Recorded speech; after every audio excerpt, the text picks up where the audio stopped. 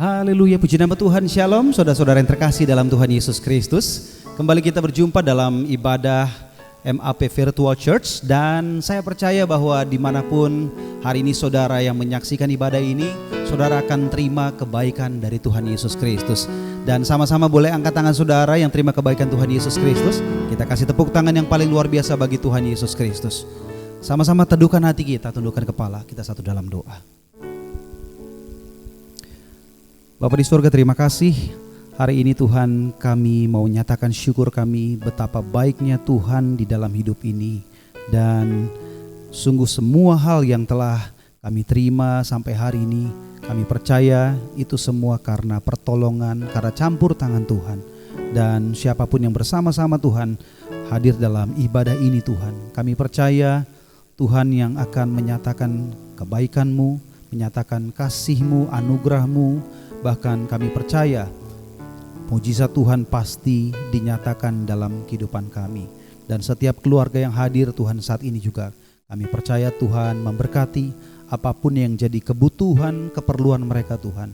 Kami percaya Tuhan yang baik akan mencurahkan berkat-Nya Tuhan. Dan kami percaya Tuhan hari ini semua yang Tuhan janjikan, apa yang baik pasti terjadi di dalam hidup kami. Di dalam nama Tuhan Yesus Kristus yang diberkati, yang disayang sama Tuhan, sama-sama kita katakan amin. Sama-sama kita bangkit berdiri, kita kasih tepuk tangan yang paling luar biasa bagi Tuhan Yesus, menyatakan kebaikan Tuhan. Haleluya.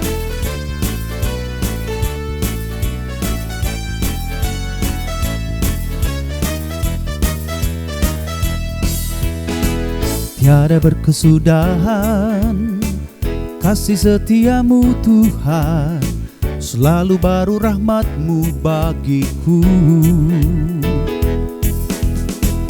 Hari berganti hari, tetap kulihat kasih-Mu, tak pernah berakhir di hidupku.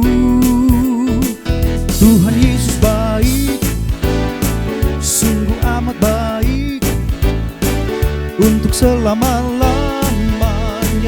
Tuhan Yesus baik, Tuhan Yesus baik, sungguh amat baik, untuk selama-lamanya. Tuhan Yesus baik. Tiada berkesudahan kasih setiamu Tuhan, selalu baru rahmat-Mu bagiku.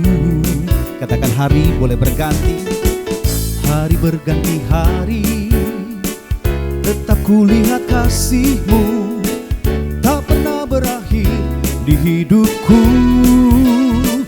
Tuhan Yesus baik, sungguh amat baik, untuk selama-lamanya. Tuhan Yesus baik, Tuhan Yesus baik, sungguh amat baik, untuk selama-lamanya. Tuhan Yesus baik. Sambil angkat tangan kita katakan, Tuhan Yesus baik, sungguh amat baik, untuk selama-lamanya. Tuhan Yesus baik, Tuhan Yesus baik, sungguh amat baik, untuk selama-lamanya. Tuhan Yesus baik, Tuhan Yesus baik, sungguh amat baik, untuk selama-lamanya. Tuhan Yesus baik, Tuhan Yesus baik, sungguh amat baik, untuk selama-lamanya. Tuhan Yesus baik. Katakan dari selama-lamanya sampai selama-lamanya, untuk selama-lamanya. Tuhan Yesus baik. Kita beri tepuk tangan sorak-sorai bagi Tuhan Yesus yang baik dalam kehidupan kita. Kembali teduhkan hati kita.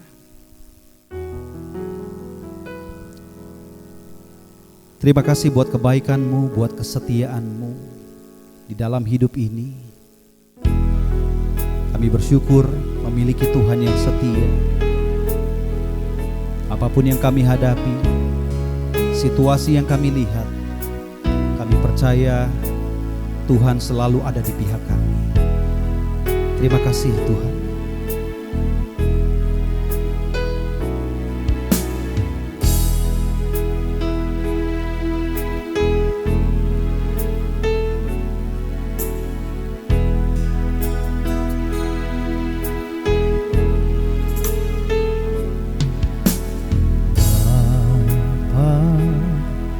Kau setia, Bapa, Kau mulia. Tenanglah jiwaku, aman bersamamu. Lebih dari harta, Kaulah segalanya. Tenanglah jiwaku dalam hadirat-Mu. Kau tunjukkan kasih setiamu, Kau menyediakan yang ku perlu. Kau setia, Kau mulia, dulu, sekarang, dan selamanya. Kau tunjukkan kasih setiamu,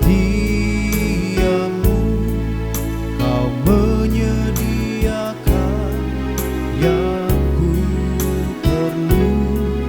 Kau setia, Kau mulia, Bapa, Kau setia.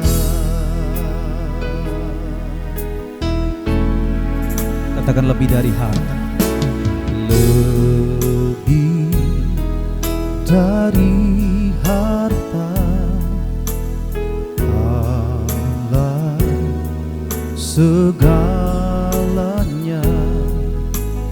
Tenanglah jiwaku dalam hadirat-Mu.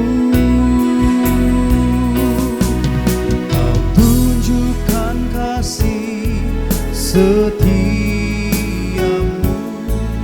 Kau menyediakan yang ku perlu. Kau setia, Kau mulia, dulu, sekarang, dan selamanya. Kau tunjukkan kasih setiamu, Kau menyediakan yang ku perlu. Kau setia, Kau mulia, Bapa, Kau setia. Sebab karena kasih setia dan kebaikan-Mu, maka semua janji-Mu dalam hidup ini Engkau genapi Tuhan. Terima kasih buat kebaikan-Mu Yesus.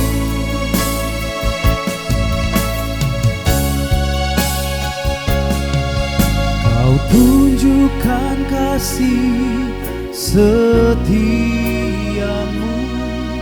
Kau menyediakan yang ku perlu. Kau setia, Kau mulia, dulu, sekarang, dan selamanya. Kau tunjukkan kasih setiamu, Kau menyediakan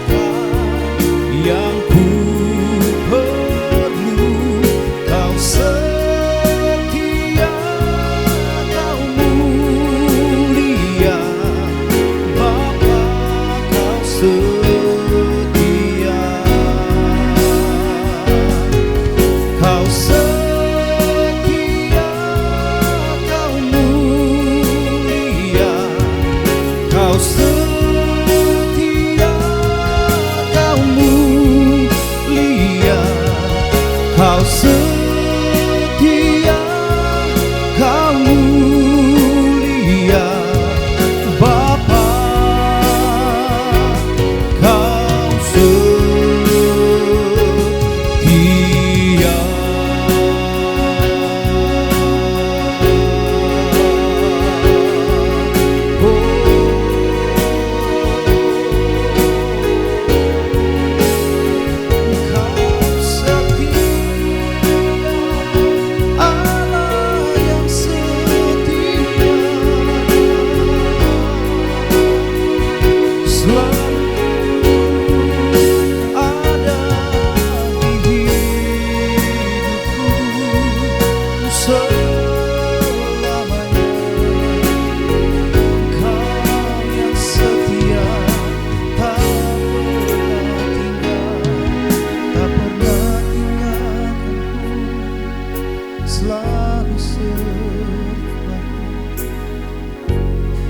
Selalu sertaku.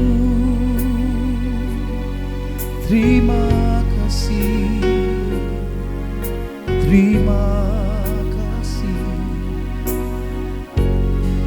terima kasih Yesus, terima kasih.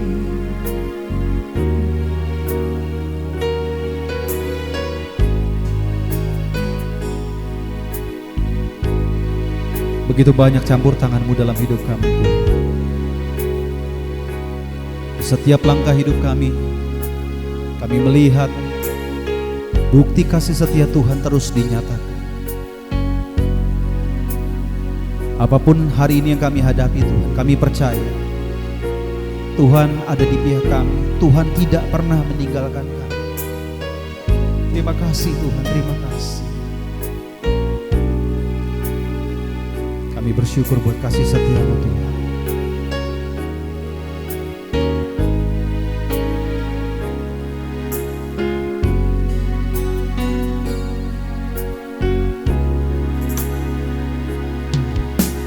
Terima kasih buat kasih setia-Mu. Penyertaan-Mu sempurna, janji-Mu tak pernah terlambat menolongku.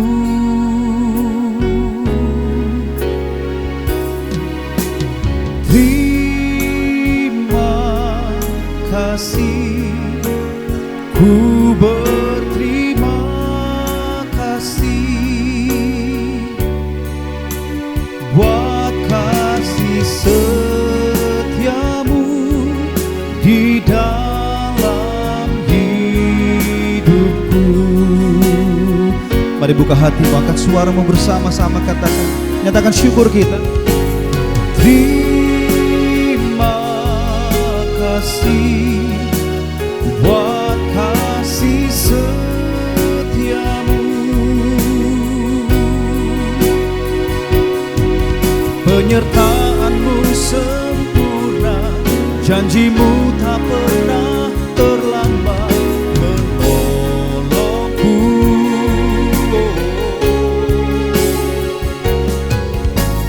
Terima kasih, ku berterima kasih buat kasih setia-Mu, buat kasih setia-Mu, buat kasih setia-Mu, buat kasih setia-Mu di dalam hidupku.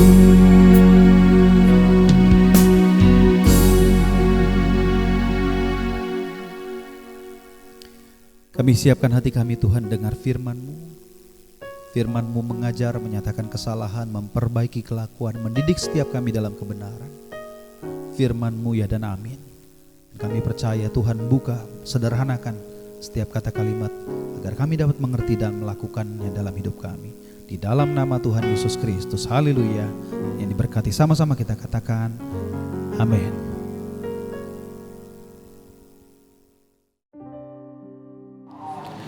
Haleluya, salam kekasih Kristus, puji Tuhan.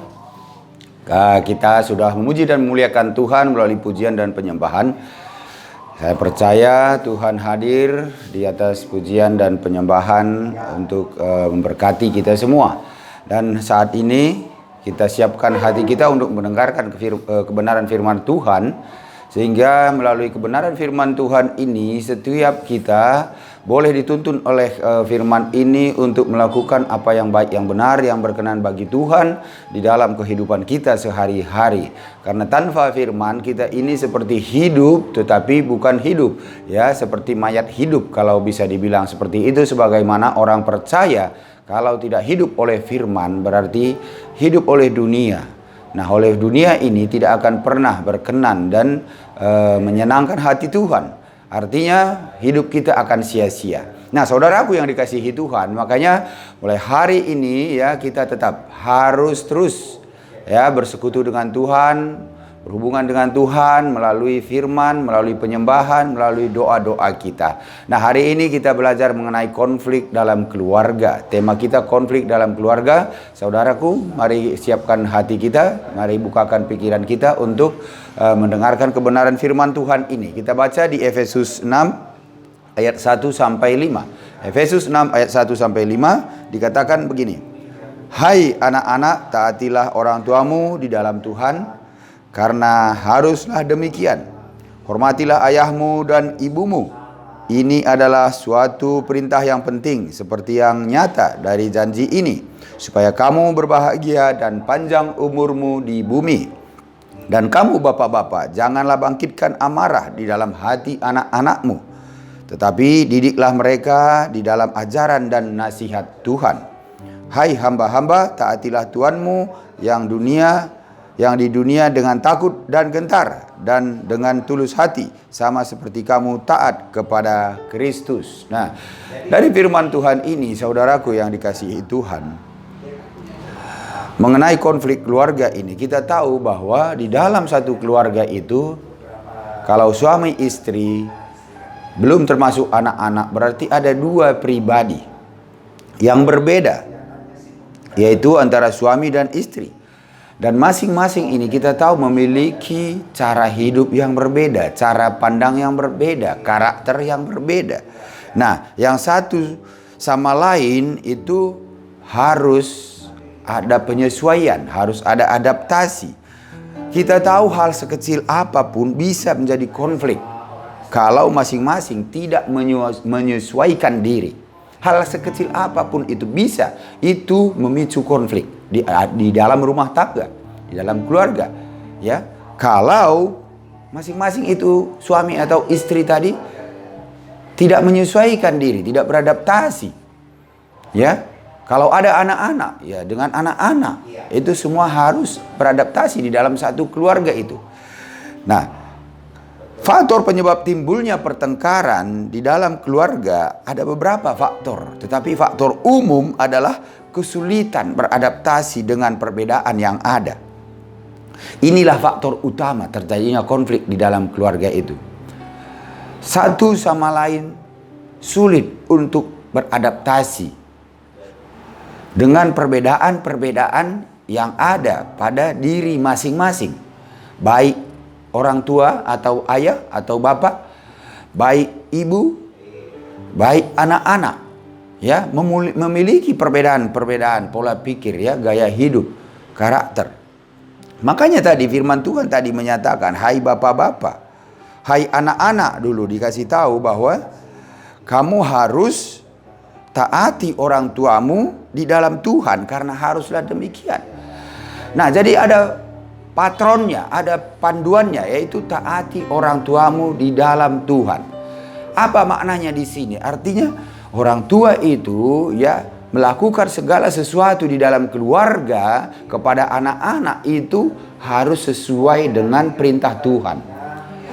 Jadi anak-anak itu pun mengikuti apa yang dikatakan oleh orang tua itu, karena apa yang dikatakan oleh orang tua, bapak-bapak atau ibu itu adalah sesuai dengan perintah Tuhan, maka anak-anak itu akan takut di dalam Tuhan. Kalau orang tua, ya, baik bapak, baik ibu, memerintah anak tidak dengan perintah Tuhan, tidak sesuai dengan perintah Tuhan. Nah, di firman ini menyatakan bahwa perintah yang diikuti itu adalah taat kepada orang tua di dalam Tuhan. Orang tua itu harus di dalam Tuhan. Orang tua itu harus takut akan Tuhan, sehingga anak-anak itu bisa menaati orang tua sebagaimana orang tua taat kepada Tuhan atau takut kepada Tuhan. Demikian juga anak-anak akan taat kepada orang tua. Nah, itu maknanya. Nah, makanya saudaraku dia kasih Tuhan, di dalam kita menangani konflik di dalam keluarga ini tadi, atas perbedaan-perbedaan yang timbul atau perbedaan umum tadi, kesulitan beradaptasi dengan perbedaan yang ada karena memiliki cara hidup atau gaya hidup yang tertentu satu sama lain. Nah, waktu kita serumah atau hidup dengan pasangan kita, berarti kita harus siap untuk beradaptasi. Apa maknanya beradaptasi ini? Apa artinya? Adaptasi itu artinya adalah berani untuk memeriksa diri sendiri, memeriksa diri kita, introspeksi diri, ya, kelemahan masing-masing kita harus introspeksi diri, dan akhirnya kita berani untuk mengubah diri. Itulah adaptasi. Ya, kalau kita tidak ada introspeksi diri, kita tidak akan pernah beradaptasi. Dan untuk mengubah diri itu kita harus berani, ya, harus melakukannya dengan sungguh-sungguh, berusaha. Kecenderungan banyak pasangan nikah, ya, keluarga tidak mencari bantuan terhadap masalahnya sampai masalah itu berkembang begitu serius. Kadang di dalam satu keluarga itu timbul suatu masalah kecil tetapi itu dibiarkan. Itu maksudnya tidak mencari solusi atas masalah yang ditimbulkan ini. Bahkan kadang kita malu untuk menyatakan masalah kita kepada hamba-hamba Tuhan. Nah, itu yang menjadi masalah sekarang. Jadi penyebab kenapa orang tidak segera mencari bantuan terhadap masalah adalah ada beberapa hal. Ya, kenapa saudara kalau ada konflik, masalah di rumah tangga tidak mencari bantuan atau tidak datang kepada hamba Tuhan? Ada penyebabnya. Yang pertama itu karena budaya timur, ya, budaya kita. Budaya kita adalah budaya yang dipenuhi dengan rasa malu, malu bercerita. Ya, kita cenderung menutup diri. Kita mempunyai anggapan tidak baik membicarakan masalah rumah tangga dengan orang lain. Ini ada di setiap keluarga kadang anggapan seperti itu. Kalau kita menceritakan masalah keluarga kita kepada orang lain, itu merupakan suatu aib. Nah, itu yang ada di dalam pikiran kita sehingga kita tidak terbuka akan masalah kita. Nah, saya tidak menganjurkan saudara bercerita kepada setiap orang masalah saudara, tetapi yang saya anjurkan adalah sekecil apapun masalah saudara, saudara harus bercerita kepada orang yang Anda percaya dan terlebih-lebih kepada hamba Tuhan, sehingga bisa didoakan masalah saudara itu dan dicari solusinya untuk bisa jangan sampai konflik yang kecil menjadi besar. Itu hal yang pertama. Hal yang kedua, kenapa orang tidak segera mencari bantuan terhadap masalahnya, yaitu adanya anggapan bahwa menceritakan kejelekan pasangan kita itu berarti menjelekkan atau memberitakan kejelekan diri sendiri. Ya, suka kita dengar itu. Ngapain kita cerita ke dia? Itu artinya kita menceritakan kejelekan diri kita sendiri. Nah, itu sering kita dengar antara keluarga dengan keluarga yang satu. Kalau berkomunikasi mengenai masalah, ya itu sering timbul. Tetapi di sini saudaraku yang dikasihi Tuhan, kalau saudara tidak menceritakan apa yang menjadi konflik di dalam keluarga saudara kepada orang lain, ya, ini akan bisa menjadi besar dan itu bisa menimbulkan perpecahan. Nah, kembali saya ingatkan, ceritakanlah kepada orang yang Anda percaya benar-benar, terlebih-lebih kepada hamba Tuhan. Karena kalau hamba Tuhan tentu dia akan mendoakan sehingga di dalam masalah atau konflik itu Tuhan yang akan ikut campur tangan. Nah, sehingga masalah itu dapat diselesaikan dengan baik. Alasan yang ketiga, saudara, kenapa ya tidak segera mencari bantuan terhadap masalah yang timbul di dalam keluarga? Karena kita berpikir kalau kita menceritakan masalah pasangan kita itu sama dengan berkhianat kepada pasangan kita. Nah, kadang kita berpikir begitu, tetapi itu adalah pikiran yang tidak benar, karena kalau kita menceritakan kepada hamba-hamba Tuhan, maka mereka berdoa, ya, berdoa sehingga bisa memberkati supaya masalah saudara itu tidak menjadi masalah yang besar, tetapi bisa diselesaikan. Dan alasan yang paling mendasar, ini alasan yang keempat, ya, alasan yang paling mendasar itu kita adalah orang yang tidak menyukai perubahan. Ini yang berbahaya sekali. Kita tidak mau menceritakan masalah konflik di dalam keluarga kita karena kita adalah orang yang tidak menyukai perubahan. Seperti tadi saya bilang bahwa kalau kita tidak di dalam Tuhan, ya, mungkin anak kita pun tidak akan menaati kita. Ya, tapi kalau kita dalam Tuhan, perintah Tuhan jelas. Hai anak-anak, taatilah orang tuamu, bapamu di dalam Tuhan. Nah, jadi contoh yang harus diberikan kepada anak-anak adalah orang tua harus di dalam Tuhan, suami istri. Nah, kalau kita di dalam Tuhan, tentu apapun menjadi masalah dalam keluarga itu, saudara akan datang kepada Tuhan karena ada hubungan dengan Tuhan. Jadi ada beberapa pandangan bagaimana cara penyelesaian masalah. Ya, di dalam kita menghadapi konflik dalam keluarga, baik antara suami dan istri, baik antara orang tua dan anak-anak, ada beberapa pandangan bagaimana cara menyelesaikannya. Ini pandangan. Artinya ada hal yang mungkin kurang pas dari pandangan ini, tetapi ada yang juga harus dilakukan sesuai dengan pendapat ini atau pandangan ini. Pertama, kita berusaha menyelesaikan masalah itu dengan menguasai atau mendominasi secara paksa. Ya, ini akan membuat suasana di dalam keluarga itu tentram karena kita menguasai. Ini bersifat semu atau sementara. Kita menahan itu. Kita mau menguasai itu supaya itu tidak berkuasa di dalam rumah tangga kita. Masalah yang kita hadapi itu, artinya kita tutupi atau kita tekan, kita mau menguasai itu, kita tidak mau terpengaruh. Tetapi ini sifatnya semu, tidak tahan lama. Kalau kembali datang hal yang sama, masalah datang lagi, akhirnya nanti itu meledak sendiri. Ya, meledak sendiri. Karena tidak selesai dengan benar, hanya kita tutupi saja. Ini hal yang pertama. Hal yang kedua, kita menghindari masalah. Nah, cara ini tidak sehat sebab kita hanya menunda membicarakan dan menyelesaikan masalah dan kita mengalihkan perhatian kepada hal-hal yang lain. Nah, bisa saja kita seperti itu. Banyak keluarga seperti itu, menghindari konflik, ya, menghindari. Jadi ada masalah tetapi tidak diselesaikan, cuma dihindari. Ini juga tidak dianjurkan, saudaraku yang dikasihi Tuhan. Karena apa? Tidak selesai masalah itu. Kalau masalah harus dihadapi dan diselesaikan. Nah, ini tidak baik juga. Ya, karena hanya mengalihkan perhatian kita saja sementara. Nanti suatu saat ada timbul kembali emosi, mungkin keinginan kita untuk membalas itu lebih besar dari awal tadi, karena tadi kita hanya mengalihkan pikiran. Tapi itu tidak selesai. Nah, ini tidak baik dan tidak dianjurkan. Ada juga begini. Kita mengikuti pasangan kita. Ya, mengikuti kemauan dia. Kita mau menyelesaikan masalah kita dengan mengikuti kemauan pasangan. Ini pun tidak sehat. Sebab waktu kita menuruti atau mengikuti kemauan pasangan kita, itu berarti kita harus mengekang keinginan kita. Ya, okelah, suami istri bertengkar. Ya, karena istri tidak mau ribut, berkepanjangan, dia mengikuti keinginan suami. Tetapi sebenarnya, ya, dia mengekang keinginan dia. Keinginan dia itu masih ada.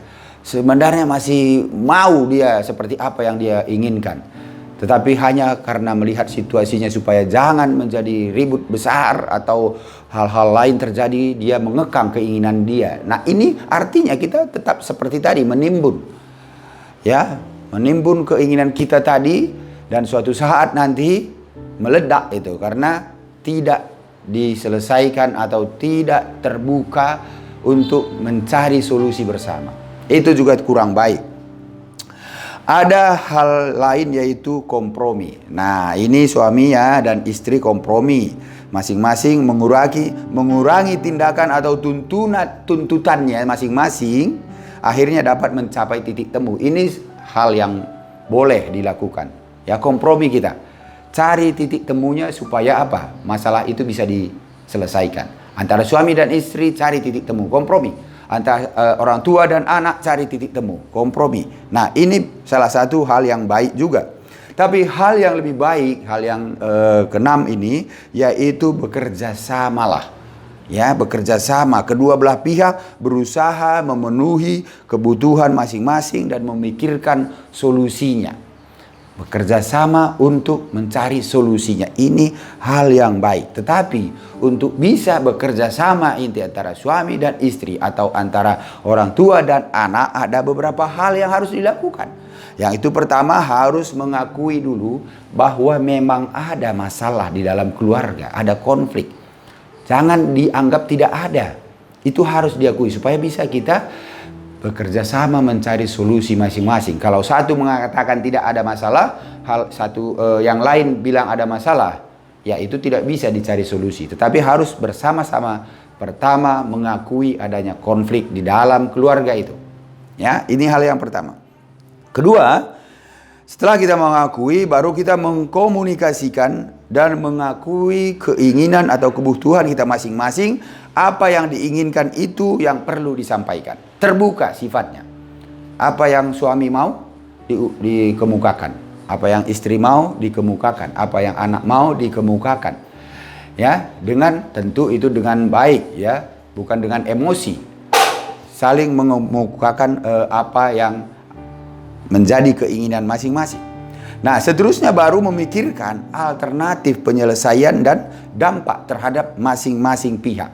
Jadi keinginan kita tadi, saudaraku yang dikasihi Tuhan, keinginan suami tadi seperti apa yang sudah diungkapkan, dikemukakan, keinginan istri apa yang sudah diungkapkan, dikemukakan, anak juga demikian, dan itu kita mulai memikirkan alternatif penyelesaian dan dampaknya. Nah, jadi di sini nanti bisa kita tahu apakah dampak dari keinginan suami itu berdampak yang kurang baik, atau apakah dampak dari keinginan istri itu dampak yang kurang baik, ataukah anak ya, atau siapa, atau memang dampaknya yang semuanya itu tidak baik. Nah, kalau kita dengan tenang melakukan hal ini tadi ya, di dalam bekerja sama ini cari solusi tadi, kita melakukan tahap demi tahap ini tadi, maka itu akan bisa diselesaikan dengan baik. Sehingga apa? Memulai memilih alternatif yang memenuhi keinginan masing-masing pihak tadi. Nah, setelah kita tadi melihat dampak-dampaknya, ya, alternatif penyelesaian seperti apa dan dampaknya, baru kita memulai. Pilihlah alternatif yang mana yang terbaik.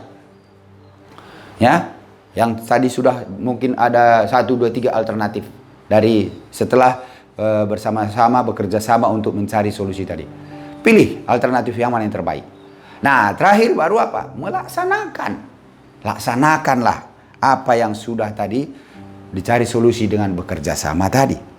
Nah, saudaraku yang dikasihi Tuhan, inilah dikehendaki Tuhan di dalam saudara, di keluarga kalau ada konflik. Inilah makanya firman Tuhan tadi bilang, karena haruslah demikian. Kalau kamu di dalam Tuhan, harus kamu hormati ayahmu dan ibumu. Itu suatu perintah yang penting, kata Tuhan. Karena supaya kamu berbahagia dan panjang umur, maka di dalam keluarga itu akan damai sejahtera, berbahagia keluarga itu semua. Dan juga begitu juga sebagai bapak-bapak atau orang tua atau ibu. Kalau di dalam Tuhan tentu kita tidak akan mementingkan diri kita sendiri atau mengungkit-ungkit sesuatu sehingga membuat anak-anak itu menjadi emosi, menjadi marah. Tidak akan melakukan hal itu. Ya. Jadi semua yang hal tadi, kalaupun ada masalah di dalam keluarga, pertama itu adalah harus diselesaikan dengan bekerja sama, dengan cara tahap-tahap yang sudah dipelajari tadi, yang kita sudah sebutkan tadi masing-masing. Ya, kita selalu bisa menggunakan banyak cara untuk menyelesaikan konflik. Namun, intinya kita harus selalu bertanya, apakah kita telah mengikuti jalan Tuhan di dalam menyelesaikan konflik itu. Nah, ini penting. Ya, kita harus tanya itu. Makanya, selesaikanlah itu dengan cara-cara Tuhan, ya. Sewaktu kita mengikuti jalan Tuhan, Tuhan akan memberikan apa yang kita minta, apa yang saudara minta di dalam saudara menyelesaikan konflik itu. Kalau semua sudah kita ikuti jalannya Tuhan, maka Tuhan akan memberikan apa yang saudara minta di dalam keluarga saudara. Maka terjadilah damai sejahtera, kebahagiaan di dalam rumah tangga, sehingga konflik sebesar apapun atau konflik seperti apapun, kalau dilakukan dengan cara yang tadi, maka semua itu akan menghasilkan kebahagiaan dan Tuhan akan memberikan apa yang saudara minta untuk menyelesaikan konflik saudara di dalam rumah tangga itu. Sehingga orang tua, anak punya hubungan yang harmonis. Suami istri punya hubungan yang harmonis. Nah, inilah yang harus kita sebagai keluarga. Kalau terjadi konflik, lakukanlah tahap-tahap ini tadi. Dan ingatlah bahwa semua itu harus menurut jalannya Tuhan. Maka kalau keluarga tidak ada hubungan dengan Tuhan, ini harus diperbaiki dulu. Datanglah kepada hamba-hamba Tuhan untuk bisa menuntun setiap keluarga itu keluarga yang takut akan Tuhan, ya, yang berjalan di dalam Tuhan dan mengikuti perintah-perintah Tuhan. Nah, saudaraku yang dikasihi Tuhan, inilah yang kita harus pahami di dalam menangani konflik keluarga ini. Ya, banyak keluarga walaupun dia sudah rajin umpamanya ke gereja, tetapi sering terjadi keributan-keributan dalam rumah tangga. Nah, ini harus dikoreksi seperti tadi. Ya, harus mengakui dulu adanya konflik. Ya, beradaptasilah, ya. Terus saling melihat apakah efek atau akibat dari konflik itu. Ya, itu nanti apakah akibatnya baik ya untuk diri masing-masing, ya apakah akibatnya tidak baik, ya itu harus masing-masing yang menyebabkan konflik itu harus bekerja sama untuk menyelesaikannya di dalam Tuhan. Nah, saudaraku yang dikasihi Tuhan, demikianlah firman Tuhan untuk hari ini. Bagi saudara yang memang rindu nanti untuk konseling atau minta didoakan, ya saudara bisa lihat di channel MAP Virtual Church sini. Ada nomor telepon yang bisa saudara hubungi untuk didoakan oleh hamba-hamba Tuhan. Nah, saudaraku yang dikasihi Tuhan, demikianlah firman Tuhan ini. Tuhan Yesus memberkati. Haleluya, amin. Mari kita berdoa. Terpujilah namamu Tuhan, terima kasih. Kalau kami sudah boleh mendengar kebenaran firman-Mu, biarlah firman yang kami dengar ini merubahkan kami bagaimana kami untuk mengatasi setiap pergumulan, permasalahan dalam keluarga kami. Kami harus mengutamakan Tuhan terlebih dahulu supaya Tuhan Kau yang memberikan hikmat bagi masing-masing setiap orang tua, anak-anak di dalam menyelesaikan setiap pergumulan dan permasalahan atau konflik di dalam keluarga. Memang setiap masing-masing keluarga punya gaya hidup, pemikiran, karakter yang berbeda, tetapi di dalam Tuhan semuanya itu boleh selesai dengan baik karena Tuhanlah yang berkuasa atas semua permasalahan di dalam keluarga. Terima kasih Tuhan Yesus, hamba selesai saat ini memberitakan firman-Mu. Roh Kudus yang terus bekerja untuk memberkati setiap anak-anak Tuhan yang mendengar, sehingga mereka boleh dirubahkan dan setiap permasalahan mereka bisa selesai oleh karena kasih dan kemurahan Tuhan, oleh karena penyerahan diri kepada Tuhan oleh setiap keluarga yang rindu agar rumah tangga damai sejahtera. Terima kasih Bapa, di dalam nama Bapa, Putra dan Roh Kudus, dalam nama Tuhan Yesus. Haleluya, amin.